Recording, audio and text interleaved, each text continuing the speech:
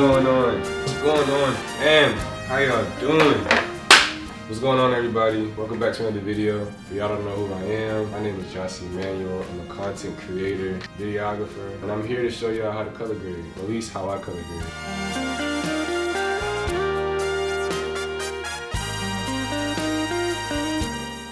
If y'all don't follow me on TikTok, I recently posted TikTok. I think it's at 630,000 or 640,000 views. It's at like 150,000, 120,000 likes. Ever since I posted that TikTok, I've been getting so many DMs on Instagram and TikTok. If you don't follow me on Instagram and TikTok, make sure y'all go do that. The link will be down below. I'll be getting so many DMs on Instagram and TikTok on how I edit, specifically how I color grade my videos and what do I edit on. And it was honestly just too many to reply to. Like, when I say a lot, I mean like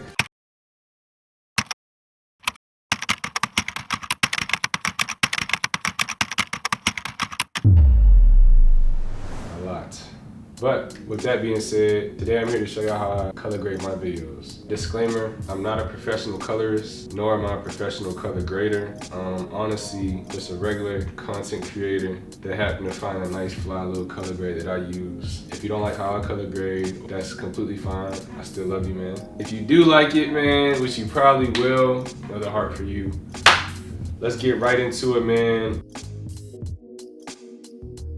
First things first, you're gonna need an editing computer. Unfortunately, the color grade I'm about to show you cannot be done on a mobile device such as an iPhone or an iPad or a tablet. Personally, I edit on a 2023 14-inch MacBook Pro. I love it, but I also know this computer is very expensive. I bought it to invest in myself. This is something I wanna do eventually full time. But you do not have to go out and buy a $2,000 computer. You can go out and buy a budget computer. As long as it can manage an editing software and not like freeze up on you or break down on you, you're in the green, man. You're good to go. Another question I get a lot is what camera I'm shooting on.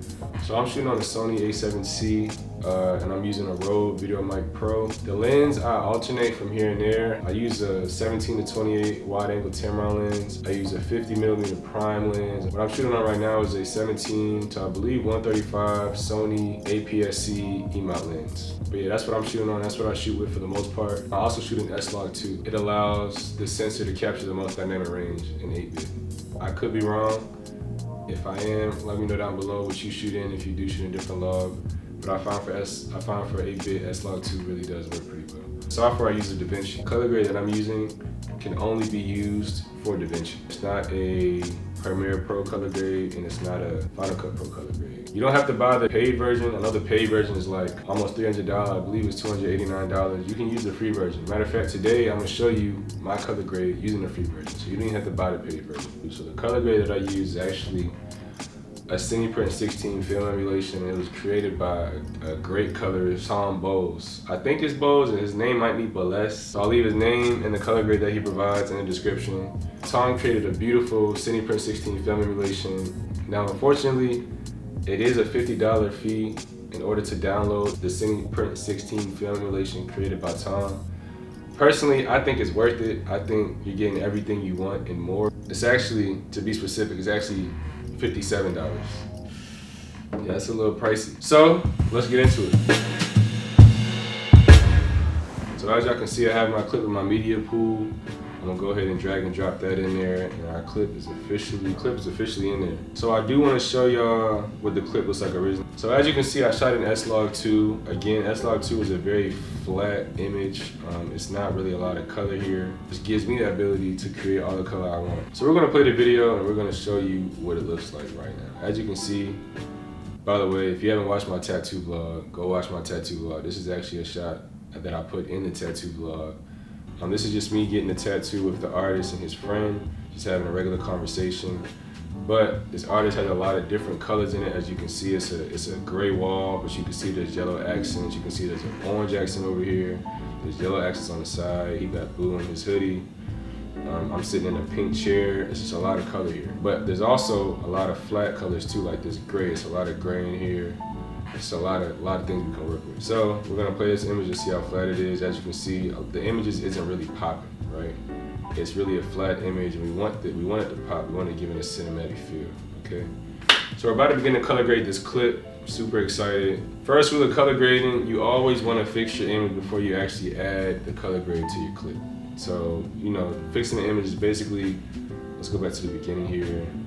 You basically just want to make sure, you know, bring down the contrast a little bit, not too much. Add some saturation to make the image look somewhat normal. You want to get it as normal as possible, but not too much, because this isn't how your image is actually going to look. So this is already looking better than what it was before. The image is still like not as cinematic to where I want it to be, but obviously the colors are popping a little more. It's a nice contrast between the darks and the lights. You can actually see color, and it's nice. But this isn't where we're stopping. Honestly, I might reduce that contrast a little bit because it is kind of maybe a little too contrasty for my liking. Just brighten it up a little bit. Not too bright. So right there, I feel like it's decent. You officially fixed your image. It's not where you want it to be. It's not perfect, but it's enough to where you can add your color grade.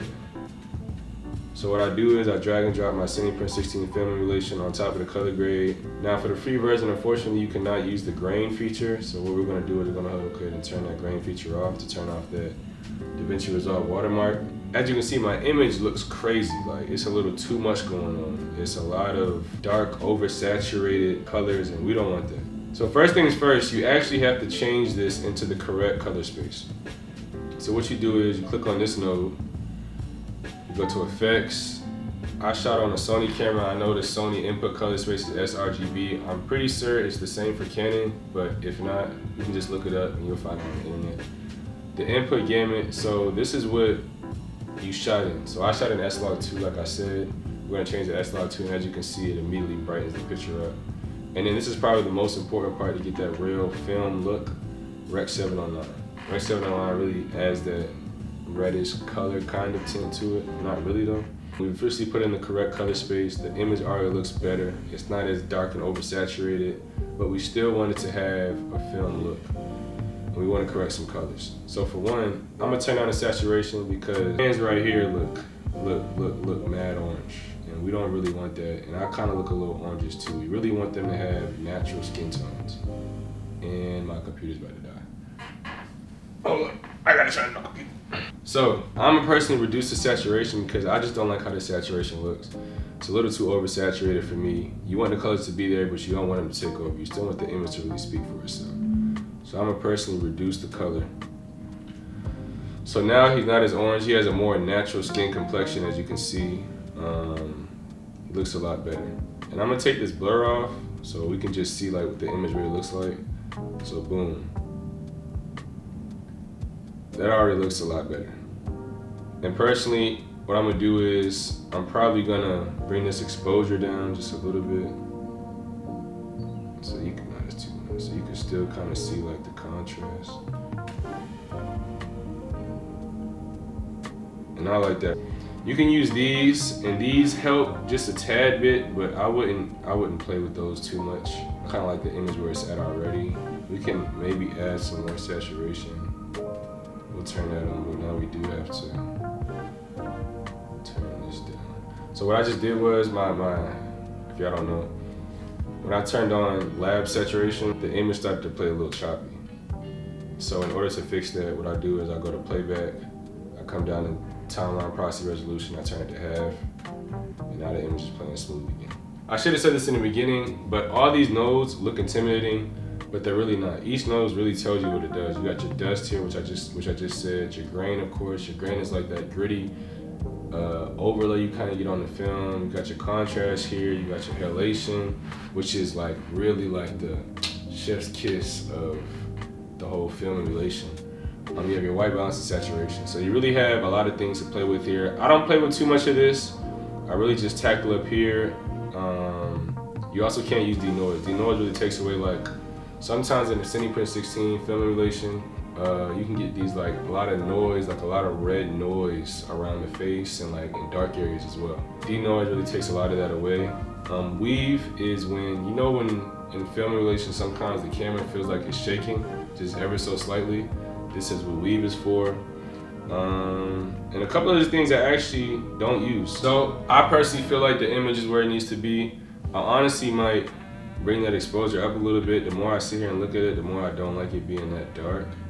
I might change this contrast as well, just a tad bit to really lighten up the image. And I think that's decent. So now we kind of get that film look.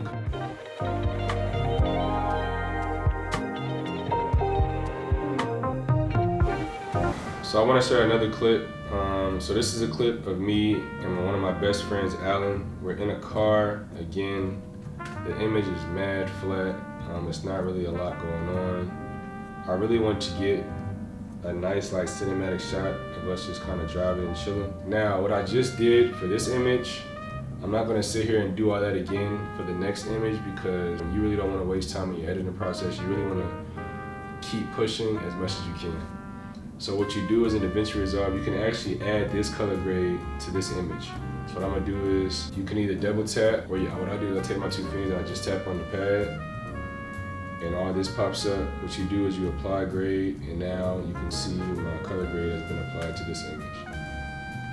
Now while this does look good, I do like this. It's a little bit too dark for me, so what I do is I'll go to exposure and I might raise the exposure up just a little bit so you can see more of that image. You don't want to raise it up too much because then you introduce a lot of noise, but honestly sometimes the noise actually complements this film emulation. And as you can see, that image is fire. It looks amazing. It's a completely different image. You can feel the image speaks to you. It's a much more pleasing image to look at. So this last clip, as you can see, is a pair of my roller skates. Again, we don't have to go through the whole process over again because we just color graded 2 extra clips. So what we can do is, again, go ahead and apply the grade from the last clip to this clip. And actually, that looks really nice.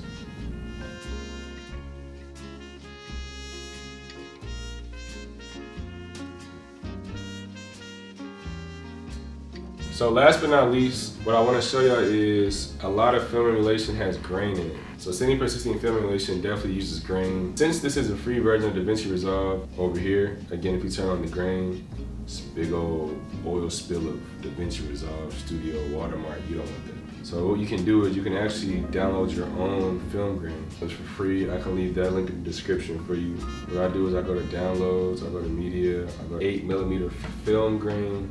I download it and it's here.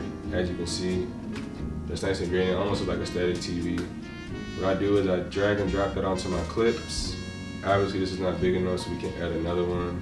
Just crop it here. So what you want to do is, obviously you cannot see your image anymore. It's completely covering everything. So what you want to do is you want to go down to composite and you want to change it from normal to overlay. As you can see now, it's a lot of grain. Now some people like this really, really grainy look. Personally, I don't want my image to be that grainy. I still like it to be a little like clear. So what I do is I change the opacity and I bring it down a little bit so the grain isn't really taking over the image. I really want the grain to be, personally, I like the grain to be like a subtle effect in the background. Kind of like the halation. I don't want to take over my image, but I also definitely want it in there as an effect. So now I take down the grain. This is probably where I want my grain to be. You can still see it. It still adds an effect, but it's not taking over my image. It's definitely a nice chill in the background. And that's how you do it, man. That's the end of this video. That's how I color grade my clips. That's how I go about it. That's my process. That's the power grade I use. This is the software I use. This is the computer I use. It's the camera I use. Y'all officially know everything, man. If you want more information on it, check out the description below. If you want me to make another video on any other aspect of my process, please let me know. I definitely want to do like a edit with me type of video so you can see me edit a vlog. But yeah, man, that's it for me. That's all I got for y'all today. I think it's like 2 in the morning. It's 3:12 in the morning, bro. I'm recording this at 3:12 in the morning. Hope you enjoyed this video. Again, my name is Jossie Emmanuel. This is, my creative space, the best place on YouTube. Appreciate everybody for watching. If you made this far, go ahead and leave a comment, like, comment, subscribe, that good stuff. You are loved and appreciated, man. I'm gonna catch you in the next one.